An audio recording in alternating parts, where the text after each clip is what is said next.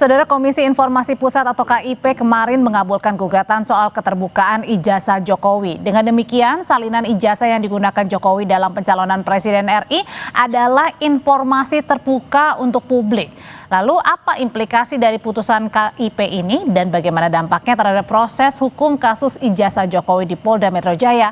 Kita ulas malam hari ini bersama pemohon keterbukaan ijazah Jokowi di KIP, Bona Tua Silalahi. Bang Bona, selamat malam. Udah lega ya Bang ya diterima nih kemarin sama KIP? Lega banget. Lega banget. Ada juga relawan Jokowi, Prabowo Gibran, David Pajung. Bang David, selamat malam. Malam, Mbak Audrey. Dan ada juga hadir melalui sambungan virtual Ketua KIP periode 2009-2013, Ahmad Alamsyah Saragih. Pak Alamsyah, selamat malam. Ya, selamat malam. Sorry kalau suara kecil ya. Aman.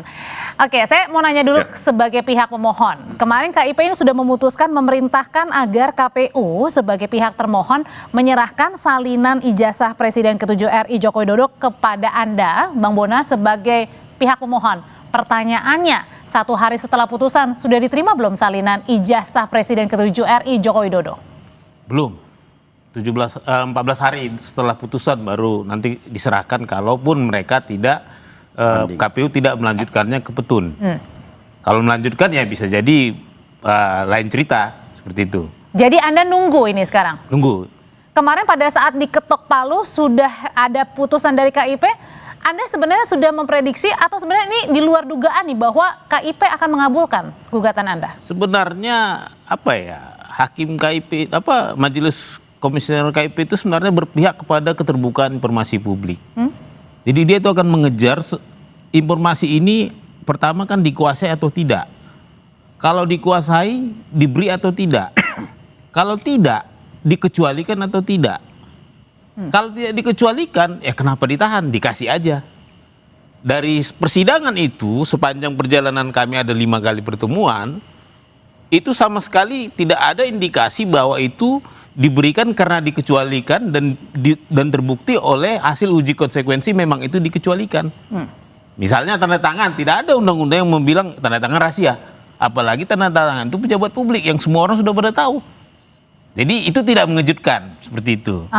Dan pada saat Anda sebagai pihak pemohon yang Anda mohonkan adalah untuk keterbukaan poin-poin di dalam ijazah yang kemarin itu sempat tidak terlihat seperti misalnya tanggal, tanda tangan, nomor. Mungkin ada 2 sebenarnya ya. Biar kita terangkan clearkan bahwa yang saya mohonkan ke KPU itu ke KIP itu pertama adalah ijazah tahun 2014.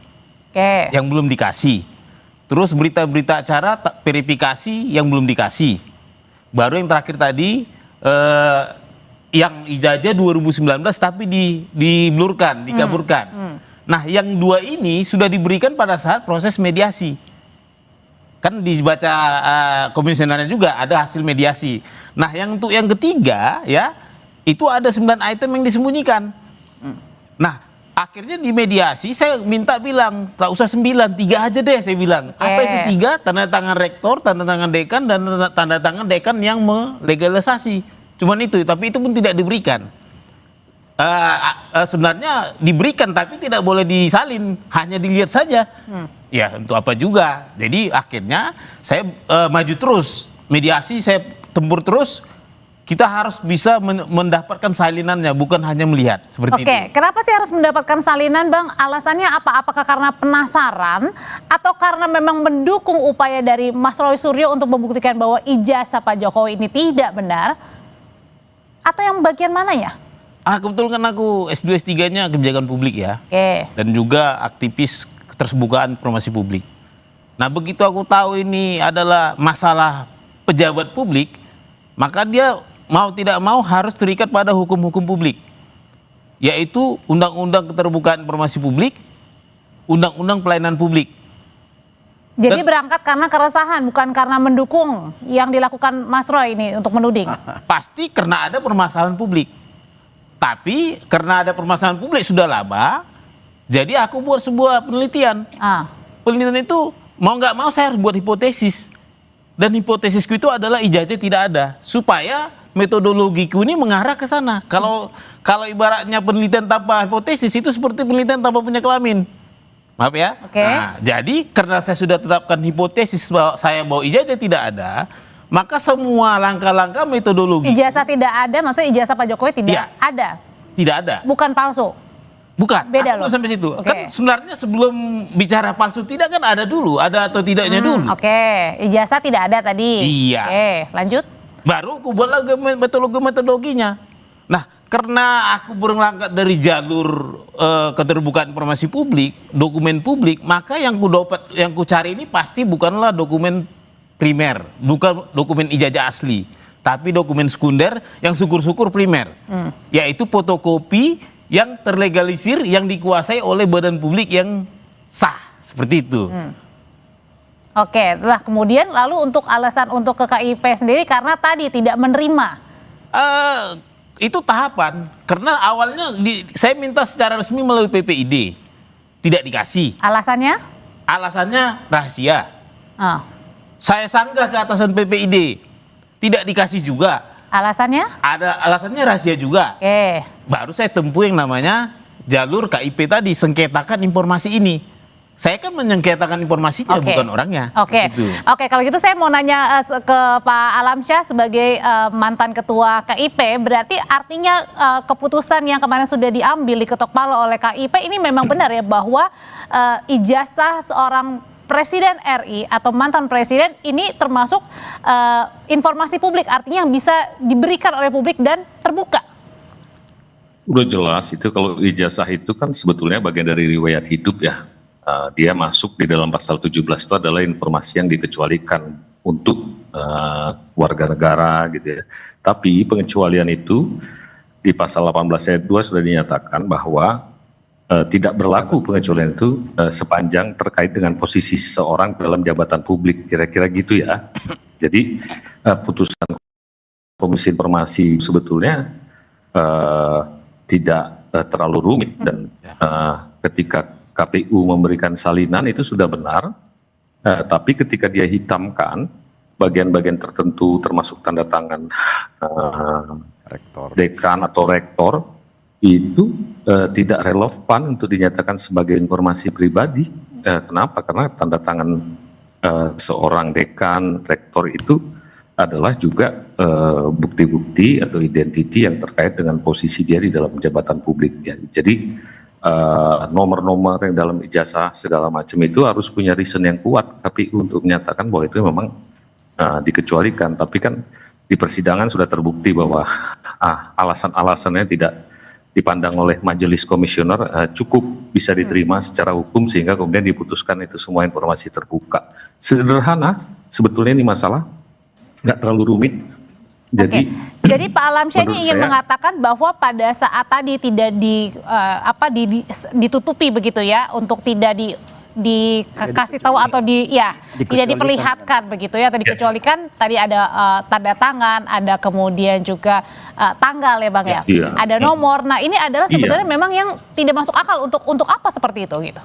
Nggak masuk akal, menurut saya tidak cukup alasan, sehingga kalau tidak cukup alasan secara hukum ya wajar kalau Komisi Informasi bilang diputus. Kalau saya mikir itu masih cukup bijak ya, dikasih mediasi dulu segala macam.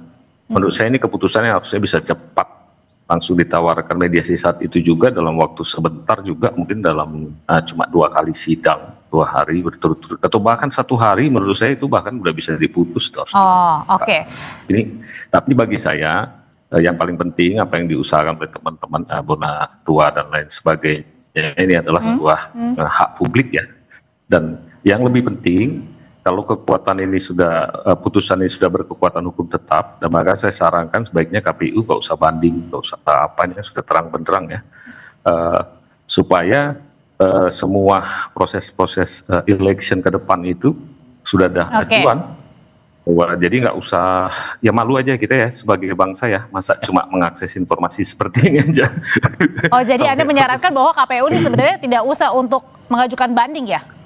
Saran saya, walaupun KPU punya hak, tapi menurut saya kan ini sudah sesuatu yang sudah fix ya, dan mungkin dulu memang KPU belum melakukan analisis lebih dalam, memiliki reason-reason yang cukup kuat sehingga ketika terjadi sidang ya, Oke. tidak terlalu rumit bagi Komisi Informasi. Jadi menurut saya sih ini kalau mau KPU justru bikin sejarah bagi Presiden untuk KPU ke depan atau bahkan untuk semua election di seluruh Indonesia. Ya. Kira-kira begitu. Oke, Bang David, dengan putusan atau putusan kemarin dari Komisi Informasi Pusat begitu untuk memerintahkan salinan ijazah Pak Jokowi untuk diserahkan kepada pihak pemohon, dalam hal ini Bang Bonatua Silahi, pertanyaannya apakah kemudian hal ini, keputusan ini bisa semakin membantu pihak tersangka Mas Roy Suryo CS untuk memenangkan kasus mereka, atau semakin menekankan lagi bahwa apa yang menjadi tanda tanya untuk ijazah Pak Jokowi akhirnya semakin dikuatkan? Ya, sebenarnya ini sangat nggak ada pengaruhnya ya kepada persoalan yang dihadapi Roy Suryo CS. Nggak ada pengaruhnya saya katakan, karena pertama kan itu sudah proses yang sedang berlangsung di dalam proses hukum ya. Nah, karena yang dituntut kawan Bonatua dan kawan-kawan ini adalah urusan dokumen arsip ya, arsip legalisasi ijazah yang ada di KPU Pusat ya. Nah, kalaupun misalnya sekarang diserahkan itu kan nggak ada dampak korelasinya dengan kasus yang ada di yang dihadapi Roy Suryo CS. Yang justru saya mau bisa kelihatan nanti. Justru saya mau katakan gini, semakin meyakinkan bahwa mens rea ya, niat jahat ya, dasarnya kenapa misalnya Roy CS menjadi tersangka karena mereka sudah statement bahwa ijazah Pak Jokowi palsu sementara datanya belum dipegang. Kan itu logikanya. Mereka masih mencari-cari data, mencari dokumen ya. Lalu kemudian sejak dini sudah statement bahwa ijazah Pak Jokowi palsu. Karena tadi juga karena Bang Bonatua juga bilang pada saat mencari itu kemudian tadi alasannya dirahasiakan ya? Ya. Jadi artinya dasarnya bahwa statement kawan-kawan Roy Suryo itu nggak pegang data, nggak pegang ijazah asli, nggak ada dokumen. Lalu kemudian apa dasar menyatakan palsu? Nah, sekarang baru mencari kan. Nah, sekarang bahkan kalau nggak salah ingat 2 bulan lalu kata Roy Suryo CS, kami sudah ambil fotokopi dari KPUD ya, udah dikasih. Nah, itu nggak ada sama sekali pengaruhnya, karena sebenarnya dalam case itu asli apa palsu itu harus melihat ijazah aslinya kan yang dipegang oleh Pak Jokowi yang sekarang ada di penyidik Polda Metro Jaya. Jadi apa yang dicari selama ini itu tidak ada korelasi dengan kasus yang menjerat Roy CS. Nah, sekarang gini, justru saya salut kepada saudara Bonatua dan kawan-kawan, karena maksud baik dia adalah sebagai pengamat kebijakan publik ingin mengetahui apakah ijazah itu ada atau tidak. Pertama itu tadi. Dan itu dasar akademisinya ada. Dasar akademisnya ada, karena ada hipotesa, dugaan sementara, bukan kesimpulan menuduh palsu, kan itu beda. Makanya Pak Bonatua ini nggak dilaporkan karena nggak ada korelasi dia menuduh ijazah palsu. Karena pengen tahu aja. Aja, mens rea-nya nggak ada, niat jahat nggak ada di situ. Sementara teman-teman Roy dan kawan-kawan itu kan ada mens rea, niat jahat, sudah menuduh palsu padahal data nggak punya, gitu loh logikanya. Oke, kalau gitu pertanyaan selanjutnya adalah ketika nanti salinan ijazahnya Pak Jokowi diberikan kepada Anda, Bang Bona, sebagai pemohon, apa yang akan Anda lakukan? Usai jeda ya, tetap bersama kami di Sapa Indonesia Malam. Jadi Bang Bona, Anda kan sedang melakukan penelitian dan hipotesa Anda adalah ijazahnya Pak Jokowi tidak ada, bukannya palsu atau asli ya, ijazahnya tidak ada. Tanda tanya. Lalu kemudian kemarin KIP sudah ketuk palu. Kalau misalnya KPU, bukan kalau ya, sudah memerintahkan KPU untuk memberikan salinan kepada Anda sebagai pihak pemohon. Pertanyaannya, kalau salinan ijazah Pak Jokowi sudah terima, apa yang akan Anda lakukan pertama kali? Pasti yang pertama, karena ini aku minta untuk publik, ini kuserahkan ke publik. Siapapun publik silakan mengaksesnya. Jadi oke, kalau ini kita kasih ke publik, termasuk tim-tim yang pro dan kontra, termasuk terutama Pak RT yang punya kepentingan, Mas Roy sangat punya kepentingan untuk memvalidasi ini, mereka pasti butuh ini.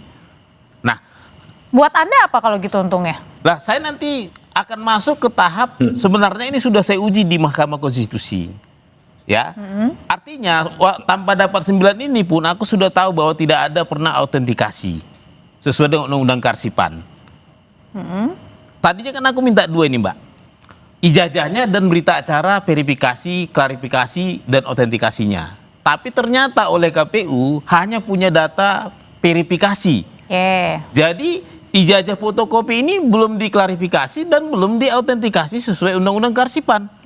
Artinya? Artinya ada maladministrasi di sini. Ada gap antara fotokopi ijazah dengan asli, tidak ada yang ketemu. Atau lebih kasarnya begini, belum ada badan publik yang pernah melihat ijazah asli beliau. Jadi Saya ada boleh jawab tuh, Mbak. Nah, yang paling substansi gini, karena ini kan yang terkait dengan Undang-Undang 14 2008 ini soal KIP ini kan, ini sudah merujuk pada hasil sidang KIP. Nah, sekarang begini, KPU pun akan menyerahkan dokumen itu kepada Mas Bonatua, itu hanya dokumen salinan kan, bukan ijazah asli. Jadi hanya fotokopi ijazah yang dilegalisasi. Ada cap stempel. Dan tidak ditutup-tutupi. Ya, nggak ditutup-tutupi, itu akan diserahkan. Nah, pertanyaannya memang di dalam undang-undang politik tahun 2017 kemarin itu kan bunyinya itu ijazah itu legalisasi lalu kemudian verifikasi. Bukan autentifikasi. Jadi PKPU itu bunyinya itu adalah verifikasi faktual lapangan. Jadi ijazah fotokopi yang dilegalisasi itu di store di KPU, itu sudah sesuai. Nah, sekarang tugas KPU memastikan bahwa ijazah itu ada. Nah, itu kan yang dokumen yang mau diminta oleh Mas Bona. Nah, pertanyaannya adalah apakah ijazah aslinya itu yang ada di Pak Jokowi, yang sekarang ada di Polda itu otentik? Asli benar-benar atau enggak? Kan itu pertanyaannya. Nah, itu tidak akan menjawab apa yang menjadi case di KIP karena beliau akan terima nanti hanya dalam bentuk fotokopi dari salinan. Meskipun tadi kata Bang Bona bilang salinan yang diserahkan dari KPU yang sudah dilegalisir juga akan dipersilahkan ketika tersangka dan itu hanya fotokopi legalisasi kan. Nah, sekarang problemnya adalah kalaupun itu nanti dibuka lalu kemudian Mas Roy Suryo CS melihat itu enggak ada dampaknya karena ijazah asli itu ada di penyidik hari ini di Polda. Itu yang harus diuji, bukan yang dari KPU. Jadi maksud saya tadi kenapa saya katakan nggak ada pengaruh sama sekali terhadap kasus palsu atau asli ini nggak ada karena itu juga fotokopi kan, fotokopi yang ada legalisasinya. Mungkin bisa komunikan. Artinya gini. Saya boleh boleh Pak. Nanti Bang Bona. Ya, silakan Pak. Saya kebetulan ini baterainya lowbat nanti malah putus tiba-tiba. Jadi begini menurut saya. Pertama saya terima kasih sama Bonatua dan kawan-kawan ya dengan mengakses ini paling tidak sudah jelas status informasi salinan itu terbuka. Kedua saya kan lihat juga prosesnya itu juga kemudian kan diminta tahapan-tahapannya sampai verifikasi dan ditemukan bahwa ternyata berdasarkan undang-undang selama ini untuk kasus pendaftaran itu berkaitan dengan ijazah tidak pernah sampai ada autentifikasi. Salah KPU kalau tidak sampai autentifikasi? Ya tidak salah juga KPU. Ya, karena hanya verifikasi bunyinya. Ya, nah tapi ini kan feedback. Ini yang dibilang oleh Bonatua tadi bahwa sebetulnya ini ada manfaat publik. Bahwa ke depan dia harus perbaiki. Ini presiden yang kita tanggung jawab. Saya nggak menuduh bahwa itu pasti palsu ya, tidak. Sama sekali saya tidak memiliki pretensi apapun tentang keaslian karena tidak sampai tahap autentifikasi. Nah, adapun kasus pidana inilah nanti yang akan masuk ke wilayah pengadilan. Andai kata memang sampai masuk pengadilan, tentunya di sana sampai tahap autentifikasi. Nah, kalau itu sudah hal yang lain ya, menurut saya kita lihat aja nanti ya, mungkin Mas Andi dan kawan-kawan bagaimana proses di peradilan itu. Saya juga no opinion loh untuk mengatakan pasti ini palsu atau apa. Menduga aja saya merasa tidak punya cukup reason untuk menduga. Tapi kalau ini pertanyaannya Pak Alamsyah, kalau ini pertanyaannya akhirnya KIP sampai memerintahkan untuk membuka salinan ijazah Pak Jokowi karena ini dianggap sebagai informasi sebagai informasi yang terbuka ya dan bagian sebagai keterbukaan informasi publik juga. Nah, pertanyaannya apakah Komisi Pemilihan Umum ini bisa disebut sudah melakukan kesalahan atau kelalaian? Namanya kalau hukuman itu kan yang namanya walaupun tidak menghukum kayak pidana, kalau sampai sesuatu itu kayak tadi putus di Komisi Informasi karena beralasan maka ya berarti ada kesalahan. Nah, sebagai pejabat publik para pimpinan KPU kalau masih punya etik saya kesalahan bagian mana sebenarnya? Ya kesalahan bahwa memutuskan sesuatu tidak sesuai undang-undang. Karena yang sudah diputuskan oleh Komisi Informasi bahwa undang-undangnya harus terbuka gitu ya. Tapi kalau salah itu jangan kemudian kita anggap punya niat jahat, itu urusan lain lagi.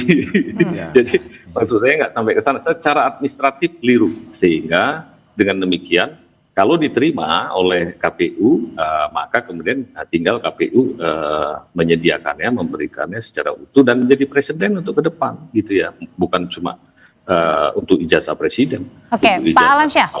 Sebenarnya ada itu Mbak. Jadi menambah dari Pak Alamsyah, sebenarnya kan interpretasi yang kita dengar kemarin ya, yang kita dengar karena ketika diminta ini ke KPU, kasus posisi Pak Jokowi kan sudah tidak presiden lagi ya, sudah selesai, sehingga itu dianggap bahwa dia tidak lagi dalam posisi sebagai pejabat publik menurut pasal 18 Undang-Undang KIP. Itu sebenarnya debatnya kemarin dengan KPU itu.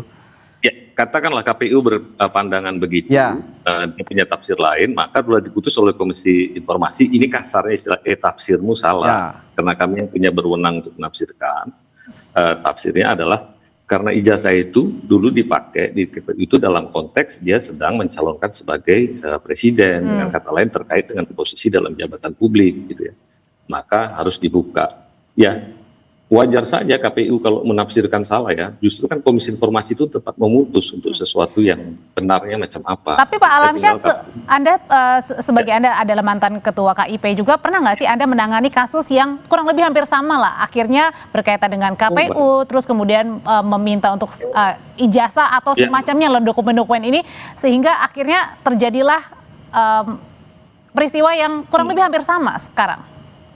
Ya, kalau kasus-kasus yang lain ya, kalau untuk KPU sih saya dulu tidak ada ya. Kasus-kasus lain banyak yang kemudian mungkin gini, istilahnya kami ragu. Menurut kami ini harusnya tertutup, tapi bagi pemohon ini terbuka. Dan undang-undang menciptakan yang namanya lembaga Komisi Informasi memang untuk pengadil, memutus sebetulnya mana yang benar.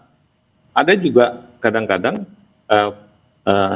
diperkuat putusan PPID itu, keputusan PPID bahwa itu memang tertutup karena menurut Komisi Informasi secara undang-undang yang benar harus ditutup. Ada juga yang ditolak permohonan. Jadi memang itulah fungsi Komisi Informasi.